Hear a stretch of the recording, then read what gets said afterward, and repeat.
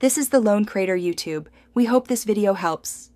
Start by confirming power to the electric shutter motor with a multimeter. Measure at the motor terminals and expect 12V or the label voltage. Next, inspect the main control switch and wiring for loose terminals and corrosion. Tighten terminals to 1, 5 Nm torque and clean corrosion carefully with contact cleaner. Then visually check shutter tracks for debris or bent slats causing binding. Finally, test remote or wall switch operation while observing motor response closely for clicks or hums. Begin mechanical repairs by removing the shutter casing to expose rollers and guides.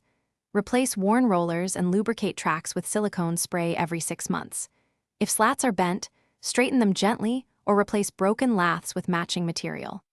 Check the drive belt for fray and tension. Tighten to manufacturer specifications or replace if damaged. Inspect the spring assembly and adjust spring per load using a 10 mm wrench slowly and carefully. Reassemble the casing and test travel to ensure smooth operation. If mechanical fixes fail, isolate the motor and test the windings for continuity. Replace the motor if windings are open or show short circuits under 1 mΩ resistance. Inspect and adjust limit switches to set accurate open and close travel stops. Verify the control board capacitors visually for bulging or leakage and replace faulty ones.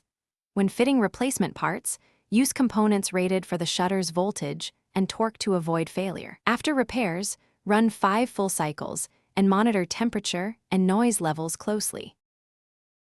Thanks for watching. Consider subscribing if we helped you.